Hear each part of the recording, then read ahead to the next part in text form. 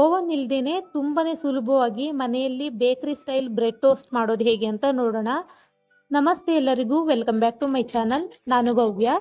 ಈ bread toast ತುಂಬಾನೇ ಕ್ರಿಸ್ಪಿಯಾಗಿರುತ್ತೆ, ಹಾಗೆ ತುಂಬಾನೇ ರುಚಿಯಾಗಿ ಕೂಡ ಇರುತ್ತೆ. ಇವಾಗ ಬ್ರೆಡ್ ಟೋಸ್ಟ್ ರೆಡಿ ಮಾಡ್ಕೊಳ್ಳೋದಕ್ಕೆ ನಾನು ಒಂದು ಬೌಲ್ಗೆ ಮೀಡಿಯಂ ಸೈಜ್ ಆಗಿರುವಂತಹ 2 ಈರುಳ್ಳಿನ ಈ ರೀತಿ ಸ್ಲೈಸ್ ಮಾಡಿ ಹಾಕೊಂಡಿದ್ದೀನಿ. ನಾವು ಬ್ರೆಡ್ ಟೋಸ್ಟ್ಗೆ ಇದೇ ರೀತಿ ಈರುಳ್ಳಿನ ಸ್ಲೈಸ್ ಮಾಡ್ಕೋಬೇಕಾಗತ್ತೆ. ಈರುಳ್ಳಿ ಎಷ್ಟು ತಗೊಂಡಿರ್ತೀವೋ ಅದರ ಕಾಲ್ ಭಾಗದಷ್ಟು ಕ್ಯಾರೆಟ್ ಹಾಕೊಂಡ್ರೆ ಸಾಕು. ಕ್ಯಾರೆಟ್ ಜಾಸ್ತಿ ಹಾಕಿದ್ರೆ ಸ್ವೀಟ್ ಆಗಿಬಿಡುತ್ತೆ.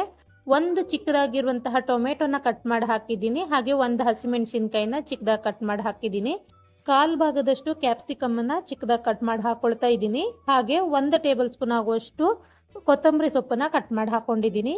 ಇವಾಗ ಇದಕ್ಕೆ 1/4 ಟೇಬಲ್ ಸ್ಪೂನ್ ಉಪ್ಪು, 1/4 ಟೇಬಲ್ ಸ್ಪೂನ್ ಅಚ್ಚ ಖಾರದ ಪುಡಿ, 1/4 table spoon garam masala powder, ಹಾಗೆ 1/4 ಟೇಬಲ್ ಸ್ಪೂನ್ ಜೀರಿಗೆ ಪುಡಿ ಹಾಕೊಳ್ತಾ ಇದ್ದೀನಿ. ನೀವು ಇದಕ್ಕೆ ಇಡೀ ಜೀರಿಗೆನೂ ಸಹ ಬಳಸಬಹುದು. 1/4 ಟೇಬಲ್ ಸ್ಪೂನ್ ಅರಿಶಿಣ ಪುಡಿ ಹಾಕೊಂಡು ಚೆನ್ನಾಗಿ ಮಿಕ್ಸ್ ಮಾಡ್ಕೊಳ್ತಾ ಇದ್ದೀನಿ. ನೀವು ಮಕ್ಕಳಿಗೋಸ್ಕರ ಮಾಡೋದಾದ್ರೆ ಸ್ವಲ್ಪ ಖಾರನ ಕಡಿಮೆ ಯೂಸ್ ಮಾಡಿ.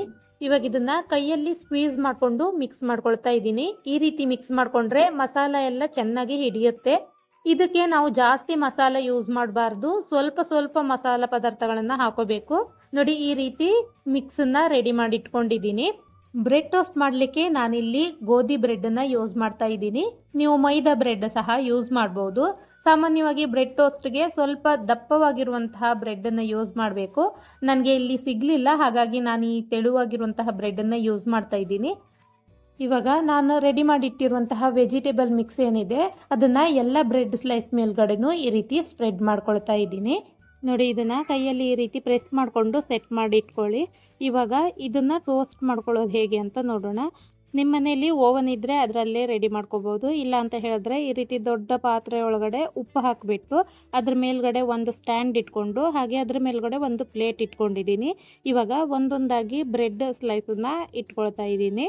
ಓವನ್ನಲ್ಲಿ ಮಾಡಬೇಕಾದ್ರೆ ಓವನ್ನ ನಾವು ಹೇಗೆ ಪ್ರೀ ಹೀಟ್ ಮಾಡ್ಕೊಳ್ತೀವೋ ಅದೇ ರೀತಿ ಈ ಪಾತ್ರೆನೂ ಸಹ ಒಂದು 5 ನಿಮಿಷ ಪ್ರೀ ಹೀಟ್ ಮಾಡಿ ಇಟ್ಕೊಂಡಿದ್ದೀನಿ.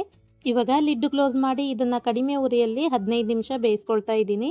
ನೀವು ಮಧ್ಯೆ ಚೆಕ್ ಮಾಡಿ ನೋಡ್ಬೋದು. ಬ್ರೆಡ್ ಕ್ರಿಸ್ಪಿ ಆಗಿದ್ದರೆ ಆಗಲೇ ತೆಗಿಬಹುದು. ನೋಡಿ, 15 ನಿಮಿಷ ಆದ ನಂತರ ನಾನು ಓಪನ್ ಮಾಡಿ ತೋರಿಸ್ತಾ ಇದ್ದೀನಿ. ಬ್ರೆಡ್ಡು ತುಂಬಾ ಕ್ರಿಸ್ಪಿಯಾಗಿದೆ. ತರಕಾರಿಗಳೆಲ್ಲ ತುಂಬ ಏನು ಬೇಯಬೇಕು ಅಂತ ಇಲ್ಲ, ನಾವು ಹಸಿಯಾಗಿ ಈ ತರಕಾರಿಗಳನ್ನು ತಿನ್ಬಹುದಲ್ವಾ, ಹಾಗಾಗಿ ಬ್ರೆಡ್ಡು ಸ್ವಲ್ಪ ಕ್ರಿಸ್ಪಿಯಾಗಿದ್ದರೆ ಸಾಕು.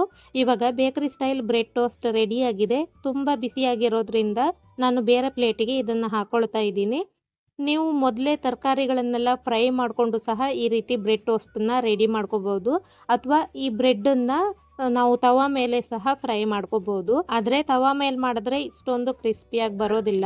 ನೋಡಿ, ತುಂಬಾ ಕ್ರಿಸ್ಪಿಯಾಗಿ ಬಂದಿದೆ, ಹಾಗೆ ಟೇಸ್ಟ್ ಕೂಡ ತುಂಬ ಚೆನ್ನಾಗಿದೆ. ಇದನ್ನು ನೀವು ಒಂದ್ಸಾರಿ ಟ್ರೈ ಮಾಡಿ ಕಮೆಂಟ್ ಮಾಡಿ ತಿಳಿಸಿ.